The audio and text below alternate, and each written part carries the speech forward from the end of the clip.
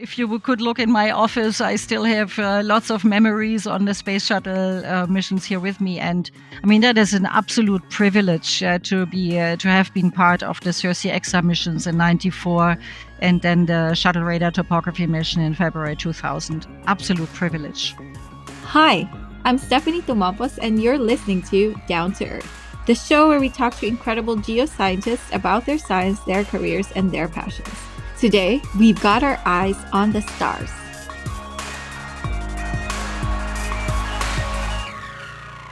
Support for Down to Earth comes from the Inspire, Develop, Empower, Advance, or IDEA Committee of the Institute of Electrical and Electronics Engineers Geoscience and Remote Sensing Society. The IDEA Committee is devoted to empowering engineers and scientists from diverse backgrounds to follow a career in geoscience and remote sensing. One way they do this is by pairing established and emerging geoscientists through their Women Mentoring Women program. In this year-long mentorship, careers blossom and friendships are born across generations, disciplines, and geographies. To learn more and become a member, visit grss-ieee.org/community/idea. I started out becoming a physical geographer. But then through an internship, I got interested in remote sensing. This is Dr. Christiane Schmullius. She's a professor for Earth observation at University Jena in Germany. She's been in the field of remote sensing for over 30 years, and during her career, she's seen a lot of change. Whenever you applied for a project or even your abstracts to, for example, the IGARS conference, everything had to be there on paper, and fax machines were the big bottleneck. So, I mean, that is something that has changed very, very much. This theme of change has been present throughout Chris's life, not only with respect to the field of remote sensing, but also in her career trajectory. Since beginning her career in the early 80s, she has been part of several large biomass mapping projects, 3 space shuttle missions, and has continued to combine her passions for space and forests in the work she pursues as a professor. For Chris, her secret to success comes down to one principle: enthusiasm. I applied for Fulbright scholarship, and well, fortunately, I was obviously so enthusiastic and well prepared that I won the Fulbright, and that changed my life. Going to the US, doing my master's degree at the University of California in Santa Barbara, which was in the 80s and still is a remote sensing center of excellence. I learned so much about remote sensing that then coming back to Germany, I wanted to keep working in that career. And I think that's the theme of my career. If you're enthusiastic about what you are doing, you're good. That's so true, at least in most cases. So, what inspired this enthusiasm you had for remote sensing?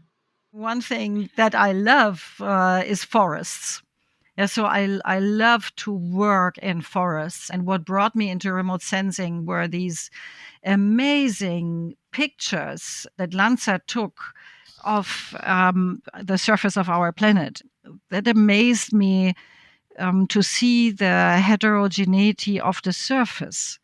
So it was really first a love to being outside, being in the forests, and obviously, the change in the forest. When I studied did my bachelor's or started with my diploma in Germany in the early 80s, we had a big problem on acid rain, and then the awareness increased everywhere that the dying forests were directly related to human actions, and so monitoring the problems to help understanding what is happening, and obviously to give simple things like a map to politicians to help them to plan protective measures and to watch whether the protective measures work. Yeah, is for me this is a fulfillment of what I like. So, it sounds like being able to create change or impact others is part of what motivates you with respect to remote sensing. Have there been other experiences where your work has led to changes? In the 90s, in the beginning of this millennium, I coordinated large European projects on mapping Siberian forests. And in our case, we we were the first ones applying radar satellite data to mapping forest above ground biomass. That area was assumed to be one of the carbon sinks. We had dynamic global vegetation modelers with us in our team, and they had a few parameters that they wanted to retrieve from the remote sensing community. And what turned out is that the modelers and also then the connected carbon modelers, they were surprised how heterogeneous the surface is. So after looking at the Earth observation data, it became obvious to them that they had to adjust also their vegetation models and carbon models because of the heterogeneity. That must have been gratifying. Yep. So, your team was one of the first to apply radar satellite data to forest mapping. What was challenging about being the first ones to do this?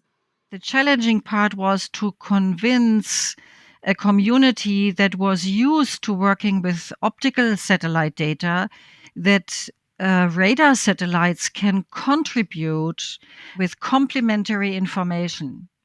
So, as the radar remote sensing experts, we had to convince the community that we are able to produce operationally land surface products, such as forest above ground biomass. And that is still taking time.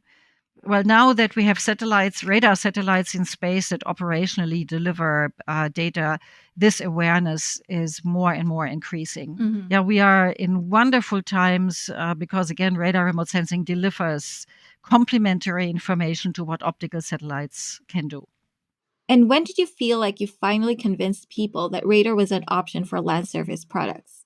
Well, the breakthrough came in the late 90s, possibly in the first large conferences that the European Space Agency organized called the Living Planet Symposia.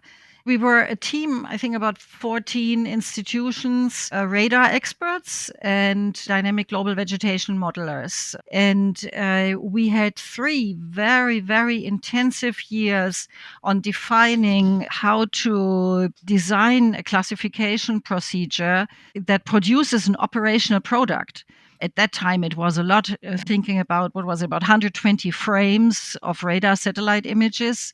And we had for each of these frames, we had only 2 C-band radar images from the ERS 1 and 2 satellites, and we had 1 L-band image. So it's ridiculous thinking today of just these 3 radar satellite images that we had, but we wanted to get out as much as possible. And I remember when we first time presented a 1 million square kilometer map of central Siberian forest above ground biomass in a scale of 1 to 100,000. And we had shown to the world that we could do it operationally on this very large area. We did not have to concentrate frame by frame and adjust again our model. It was operational, and that was just overwhelming. Wow, that sounds like an incredible experience. Yeah. What other things have changed during your time in the field?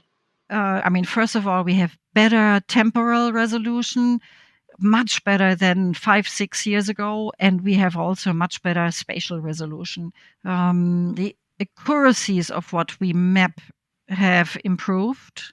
Also, by exploiting different parts of the electromagnetic spectrum in synergy, using optical wavelengths, using radar, passive and active, we are able to limit the uncertainties to a larger degree. We still need a lot of in situ information, and that's still that's the bottleneck today. Um, but since about 5 years since the European Sentinel satellites were launched, we are in a different era, in a very different era, which makes me, as a remote sensing person, very, very happy. What do you mean when you say we're in a different era? Now again, we are in I don't want to call it big data era because I mean, it's just a slogan, yeah. But it's the time series era. And we have a motto here in Jena that I teach our students every course. I remind them. And my motto is treat each pixel with respect. That's my remote sensing motto. And why? because each pixel is a physical measurement in a specific wavelength at a specific time with a specific geometric resolution. So you always have to acknowledge and remember what's the size that the pixel covers on the ground, because everything you get from that pixel is a mixed signature. Whether it's optical or it's radar, it's always mixed depending on the geometry of the pixel resolution, the geometrical resolution. Now, so you have to acknowledge that. And now with the time series, we get into a new dimension. We can watch that pixel over time. With radar data, it can be twice a day because we can use ascending and descending orbits. The further north you go, you have overlapping swaths. So this temporal resolution gives you a totally new dimension to exploring optical and radar data. And what this means is the planet becomes alive, and we need new algorithms, new methods, new approaches, how to consider these, what I say as treat each pixel with respect, still consider the pixel, apply physical models, of course, machine learning, apply that, but try to merge your physical understanding of whether it's an optical or radar signal, your physical understanding what's happening now with this new time dimension. Up next, Chris tells us about her work on 3 different space shuttle missions. She also shares a crazy story about attempting to bring a shuttle back to Earth in one piece. Did it burn up in the atmosphere, or did the shuttle and all its data make it safely back to Earth? Find out after the break. Worldwide, women remain underrepresented in the STEM workforce. That's why the IDEA Committee of the IEEE Geoscience and Remote Sensing Society has developed a highly organized and incredibly rewarding mentorship program for women. Through this year-long program, mentors support mentees in setting goals, problem-solving challenges, and celebrating successes. I think it's very rewarding to know that you have positive impact on a young woman's career in science. More importantly, you're developing also friendship between the two of you. So it's highly rewarding, really. Consider offering your expertise as a mentor or bringing your enthusiasm and questions as a mentee. Visit grss-ieee.org/community/idea to sign up. And we're back. Today, we've been learning about change in the field of remote sensing from Dr. Christiane Schmullius, professor of Earth observation at University Jena in Germany. From capturing radar images that altered scientists' vegetation and carbon models, to the fact that no one submits their conference papers by fax anymore, Chris has seen a lot. But as she shared with us, some of her coolest experiences as a remote sensing scientist have come from being part of space shuttle missions. What's the most memorable moment you can remember from your career? Yes, that is a difficult question because I had being part of 3 space shuttle missions as the payload in the Payload Operations Center in Houston. There's nothing can top that. Although I love my radar satellites and I love the projects we then did with all the operational data, but the 3 space shuttle missions, I guess that's a highlight. Can you tell me a bit about your role you played in these missions? What were your responsibilities? In the Cersei-Exa missions in '94, we had 2 science team leads. It was on the American side. It was Ellen Stofan. She was responsible for the radar experiments from the JPL radar antennas, and I was the German counterpart, and also actually for the Italian team for the X-band applications, which was the German antenna. So we had to coordinate these, what we call the data takes. We had to coordinate when, under which incidence angle, which site was being mapped, how often. And this had to be, of course, brought together with the orbit characteristics of the space shuttle campaign. And with the amount of tapes we had in the shuttle, because we obviously had only restricted space. And so we had to take care that all the science members of the international science community was happy with the mission plan, so that everybody got what they needed and wanted. And that was my role. And then for SRTM, I was a project scientist on the DLR side.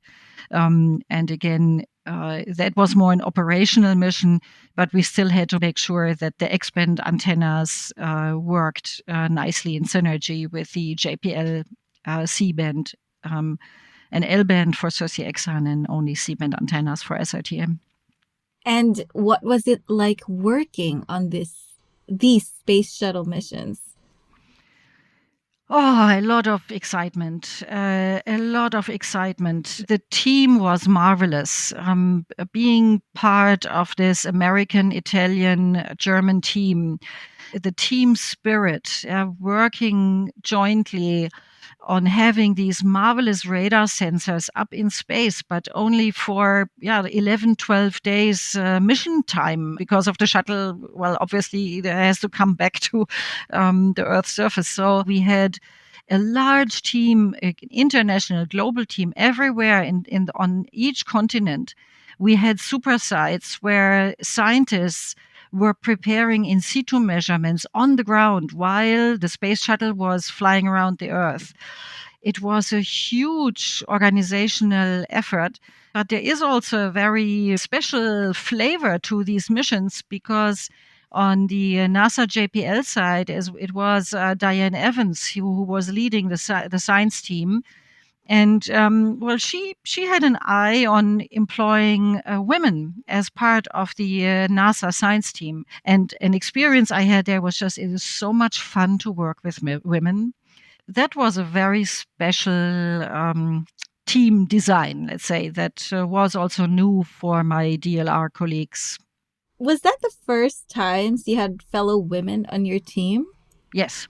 And how do you compare it with what you see in laboratories right now? That's an interesting observation. It depends very much on the country. So you have to ask that question actually for each country, and then you have to consider let's say maybe the gender history of that country. So in Germany, we have reunification is 30 years ago, but in East Germany, there was a very different perception of women and family and work and family. It was obvious that all women had to work, and so childcare was part of being a family. In West Germany, it was much more conservative. So I grew up in West Germany, where everybody told you, if you get kids, you have to stop your scientific career and you have to stay home for 10 years at least. Yeah, you have to take care of your children. So childcare was not very well developed. And even now, 30 years after reunification, there are still differences in these perceptions between East Germany and West Germany. Because in East Germany, you have the East German mothers, who tell their children now, you see, you can do both. And childcare is still better in East Germany. It's still better implemented than in West Germany. So, it's a lot of, what I see is the doors are open for women. So I'm talking for Germany now. I cannot speak for other countries. Yeah, the doors are open for female scientists. So use the opportunities. And there's a lot of support also to enable young women to have children and do their scientific careers. I mean, you have a woman scientist who's leading the country, so Germany has definitely made progress. Yeah. Going back to the space shuttle missions, though, what was the coolest moment you experienced on a mission? It's really very, very tough to say what's the coolest, but let's say there was one frightening moment at the end of the shuttle radar topography mission, the SRTM mission, when the 60-meter boom had to be retrieved into the shuttle payload bay. So everything went well, which is a miracle by itself, to bring in this fiber construction, all the cables that went out to the second passive antennas out on the boom. But when everything was retrieved, the lid of the container did not close. And you cannot bring a space shuttle back through the atmosphere to the Earth's surface when a container is not fixed in the payload bay. So this was a night shift that was very, very exciting because there were only two options: an EVA, an extravehicular activity. The astronauts would have to go out and fix it, but there was not enough time, not enough fuel for this. And then there was another option that the container would be exploded from the payload bay. I mean, never before somebody did this to just to get rid of the container in the payload bay. So there was many hours of discussing what to do, and finally, after many tests, the lead of the payload operations center said, "Well, let's just release the mechanism and let's see if we shut off everything, release it, whether the lid goes back to the container." That is for me one of the moments, seeing that lid, moving into the container and closing it. And so we knew this shuttle mission is safe and the astronauts come back. The data were all on tapes. Yeah, there's no, only some of them were downlinked. Most of it was on tapes, on analog tapes in the space shuttle. Imagine that. Yeah. So we were just happy. So if you say what was the coolest moment, that was the coolest moment, seeing that lid close again. I can actually feel how you were so nervous, and then eventually it became a relief. It's amazing to hear this memory. Yes. I know that you've been in the field of teaching also, and you have projects. And there's this project called Echoes in Space, and I want to know what this is about. The story really goes back to, again, UCSB, Santa Barbara, having the pleasure of participating in the first radar seminar there, and sitting as a master's student in that class. And I did not understand much, I have to say. It was just radar is very technical. So when I entered, even as a PhD student, I felt the need that we have to teach radar remote sensing. And in an easy way, so that a bachelor student gets not frightened by these strange radar signals, but gets attracted, like I did. So over the years, we collected a lot of teaching material, and German Aerospace Center said, "Why don't you build up a radar education program?" So with a large team, we collected about 4,000 slides and organized them in a nice radar teaching scenario. But still, to get you launched or hooked up with radar, we had this massive open online course, the Echoes in Space MOOC, funded by the European Space Agency. And we get excellent feedback. I think by now 8,000 people worldwide took that class. So teaching radar is, well, very much close to my heart, and I enjoy every year I teach a full seminar on radar remote sensing to our bachelor students, and I love seeing them get interested in my field. That's always wonderful. I agree. If you want to expand this network, then you have to really teach other people and inspire them. And I know that you are inspiring so many scientists. And for this, what do you think, or what advice would you have for listeners right now that will be listening to our podcast? All I can say is the last sentence, that having a wonderful life as a scientist and a wonderful private life, that makes me a lucky person, and both belong together. So I can only encourage all young students and becoming scientists, again, follow your enthusiasm for science. It's a wonderful life. Well, that's all for this episode of Down to Earth. For more information about Dr. Christine Schmullius and her research, check out the website eo.uni-jena.de. If you like the show, be sure to follow us on Spotify and Apple Podcasts. Also, check out the socials of our sponsors at IEEE WinGRSS on Facebook and Twitter, and IEEE Women in GRSS on LinkedIn. This episode was produced by Nicole Bedford from Nicole Bedford Films, with help from me, Stephanie Tumampos. Graphics and design by Mylene Briggs of Killam Media. And a special thanks to Heather McNairn, Sean Kefauver, and Keely Roth for their support. I'm Stephanie Tumampos, and you've been listening to Down to Earth.